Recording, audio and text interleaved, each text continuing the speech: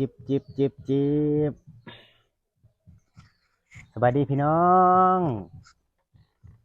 สบายดีFCเบิร์ดสุขคนเด้อยินดีต้อนรับเข้าสู่ช่องพวงไอดีพี่น้องมื้อนี้ได้ถ่ายบรรยากาศอีกคือเก่านะพี่น้องมื้อนี้อยู่ที่หน้าบ้านเนาะกะสิอนามัยปัดกวาดนี่แหละพี่น้องมันหกแห้งเนาะ หลังจากมาแต่บางอย่างก็มาแต่สวนแล้วพี่น้องเอ้ยงัดมันคือเก่าพี่น้องมื้อนี้บ่ได้ถ่ายคลิปให้พี่น้องเบิ่งเนาะแต่หลังจากมาแต่ให้แต่สวนแล้วก็สิอนามัยเดินบ้านได้พี่น้องเอ้ยรู้สึกว่าหกแห้งเนาะ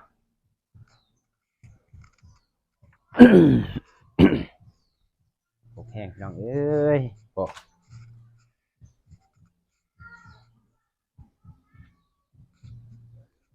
หน้าบ้านก็มีแต่เหงื่อเนาะพี่น้องเอาฝาก FC เบิร์ดสุขคนเนาะ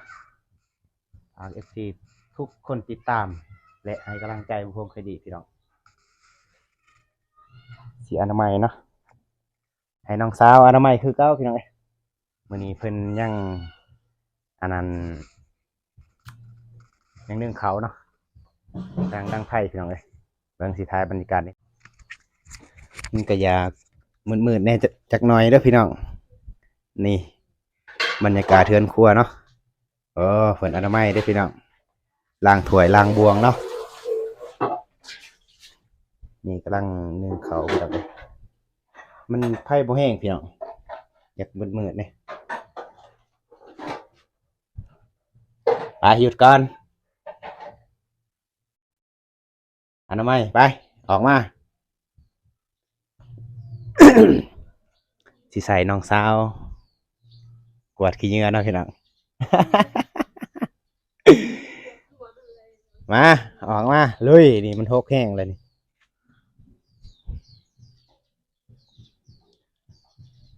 รถกับบริล่างพี่น้องโอ้สภาพรถเป็นเดือนนะได้นี่เขา3 เดือน2 เดือน3 เดือนโคตรอีดีนี่แหละพี่น้องหน้าบ้านก็สิประมาณนี้แหละแนวชีทำความสะอาดเนาะปัดกวาดพี่น้องเอ้ยนี่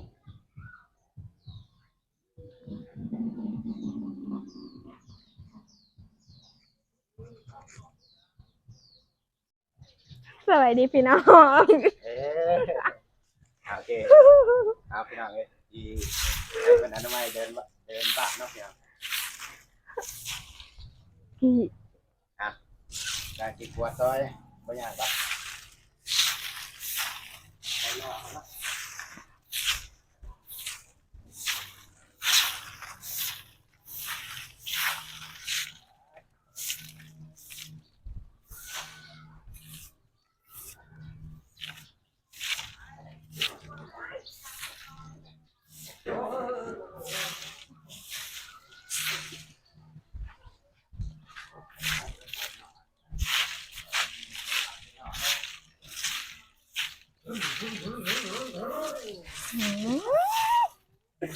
เอานี่แหละเนาะเดี๋ยวไล่สำหรับพิการเนาะพิการบ่ได้หน้าบ้านเอาดีดิปัดซอย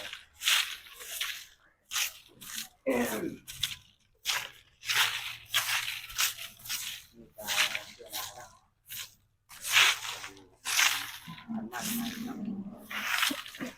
ปัดให้กันเลยเนาะทำไมกันเลยมันจะดีไงเนี่ย รถมาเอลดีเลย โอ้ยได้ยินเพราะว่าไม่อยู่นั่นเรื่องไม่นี่ไม่พี่น้องไม่เนาะอะไรลุยได้ที่ติดไว้นี่ก็ได้พี่น้องเอ้ยไม่เอา คอยปั่นไอติมไงเว้ย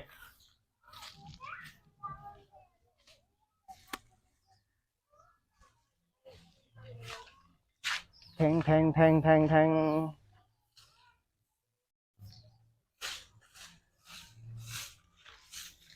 โอ้เมื่อยเว้ยกินส้มจะเป็นซีเมื่อยๆในจังน้อยสิเนาะ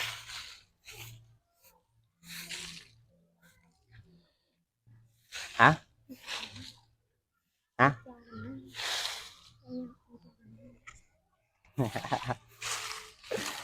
เอาไปโปร่งไฟ เอาลุยอย่าอูงานอูงานบ่ไล่หาบนตั้งกล้องก็บ่มีไว้มันหกแห้งพี่น้องเอ้ยมันแต่ใบใหม่เนาะ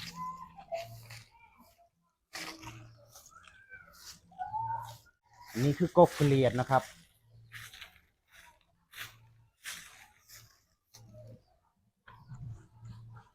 บ่แล้วบ่ให้กินข้าวเด้อ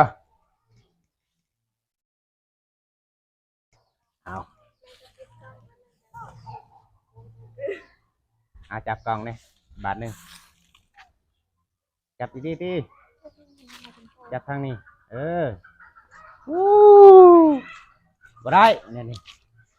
ตอนนี้ก็อนามัยเดินบ้านเนาะพี่น้องติดใส่นี้เลยไม่พี่น้องเอ้ยยันท่านผู้ชมบ่ได้ยินเนาะเอารถไปไหวก่อนมาแต่ให้พี่น้องมาแต่สวนเนาะงัดมันเมื่อยมาโอ้ยเดินบ้านหกแห้งพี่น้องเลยอนามัยเนาะ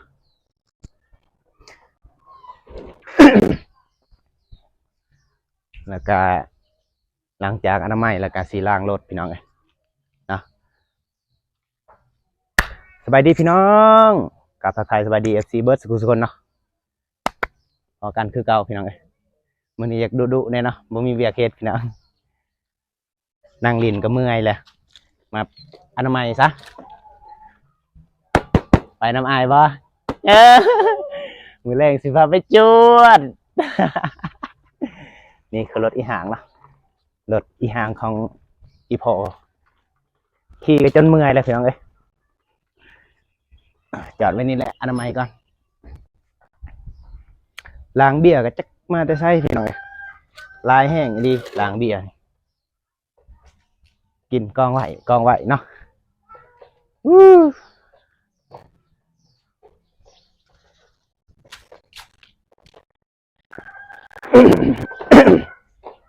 มาพี่ตี้ตะกล่องโอ้เป็นตะกล่องบ่ได้ล่ะมื้อนี้เฮากะสิอนามัยเนาะแล้วก็เฮือนนี่บ่ทันได้ล้างเด้อพี่น้องตั้งแต่มือบุญพุ่นเนาะ 3-4 มื้อแล้วพี่น้องเอ้ยนี่ล้างเบียร์นี่โอ้บ่ได้เฮ็ดอันนี้เกิดพุ่นนาเพิ่นเนาะรู้สึกว่าหกแห้งพี่น้องอนามัยเพิ่นก่อนผลงานได้นี่กินแล้วก็ไหว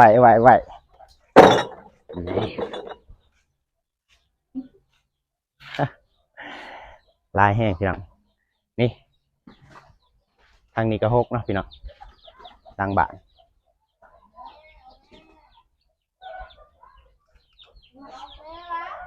ไปมาท่านผู้ชมมาทุกคนฝาก FC ทุกคนเด้อติดตามกดไลค์กดแชร์พี่น้องเอ้ยคือเก้าพี่น้อง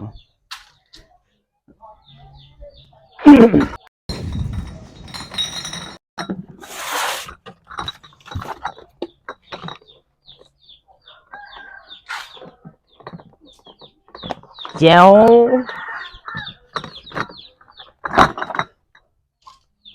ว่าสิเฮ็ดเสร็จน้องสาวเนาะให้น้องสาวอนามัยพี่น้องแต่ว่าคือตัวเองพี่น้องเอ้ย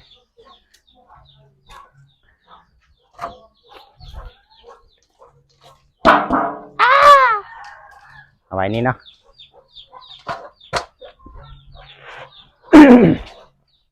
เรียบร้อยมาจับกล้องเอง เอาไป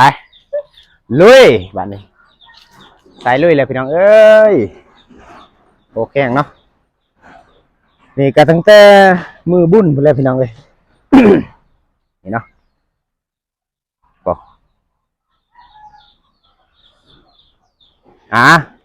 เร็วเร็วเร็วเร็วอย่าอูงานสิ คุณเป็นลูกครึ่งคนไทยเหรอ เอาใส่หล่อเด้อสิหนูเด้อ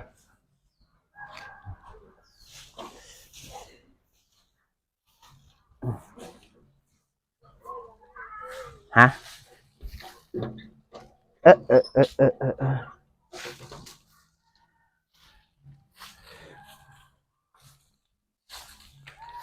ไปงัดมันพี่น้องมือนี่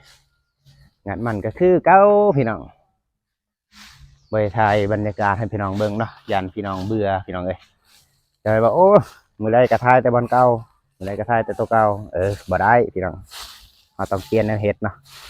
ลายมีลายเวียกอยู่พี่น้องแล้วก็นานพักกับพันธุ์ดีโหดเนาะ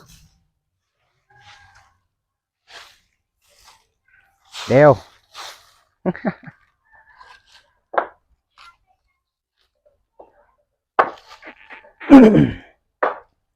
ตาดาดาดาดา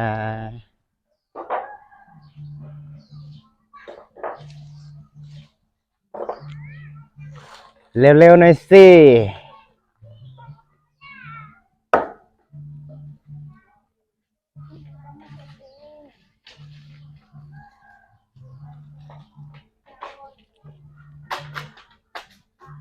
เวียกนี่เป็นเวียกเพิ่นเนาะพี่น้องนี่แหละเขาบอกเวียก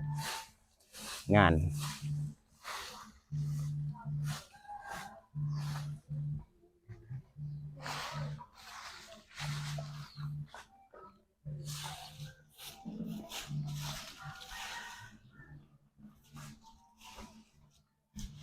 มักพร้าวกับบ่ทันแก่พี่น้องเอ้ยรู้สึกว่าอยากกินแห้งเลยพี่น้องบ่จืด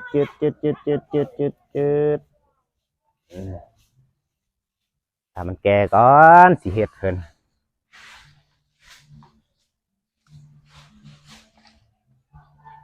อ้าวเลยเอากะไก่จะสำเร็จแล้วนะฮอดขั้นตอนจูดแล้วพี่น้องเอ้ยนั่งเบิ่งก่อนนั่งชม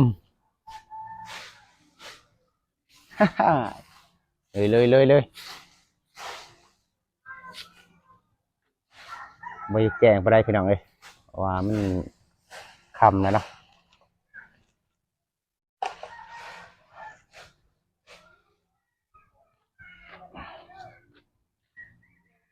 ใส่รอเลยเอาไปใส่รอแล้วก็ไปจูดเนาะ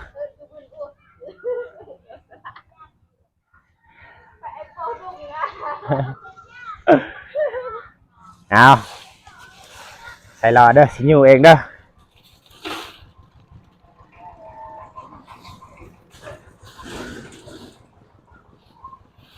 เล็งมือ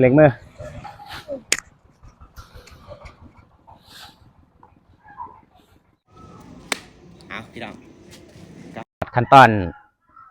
จูดแล้วเนาะไปทางนาดิ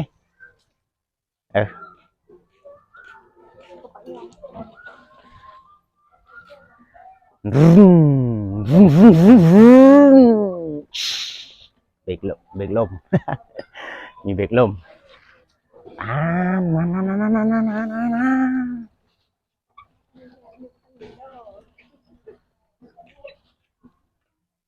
จุดอยู่ใส่จุดวันนี้นะเอ๊ะเปลี่ยนบอลจูดแล้วเว้ย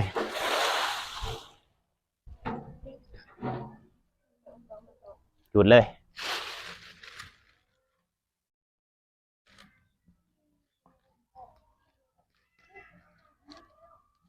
อ่ะนี่คือบรรยากาศตอนค่ำเนาะพี่น้องฝาก FC เบิร์ดสุคนเด้อกดไลค์กดแชร์กดติดตามให้กำลังใจบ่พงอีดีพี่น้องมันคือบ่ใหม่วะเปลี่ยนบอลจูดแล้วอ่ะ สูตรแต่วันเก่าบ่ได้ให้ให้ดินงามพี่น้องเอ้ยมันคือบ่ใหม่ว่าโอ้แจ้งอยู่บ่มันอยากคำๆเนี่ยพี่น้องมันบ่อยากแจ้งบ่ได้เนาะต้องขอโทษขออภัยเด้อ FC เบิร์ดสุขุมทุกคนเนาะบ่ทันเบิร์ดได้พี่น้องจะให้สิหอบไหมเนาะจูดจูดจูดจูดจูด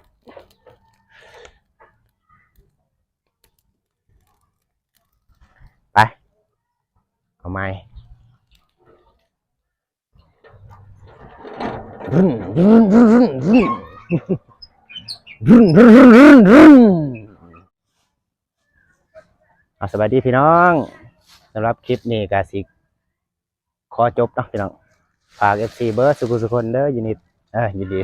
ฝาก FC เบิร์ดสุขุมทุกคนเนาะปฏิเขายินดีต้อนรับอีกเลยฝาก FC สุขุมทุกคนพี่น้องกดติดตามให้กำลังใจบ่าวพงคนนี้เนาะบรรยากาศนี่แหละพี่น้องอนามัยเดินบ้านเนาะรู้สึกว่ามันโคกแห้งพี่น้องเอ้ย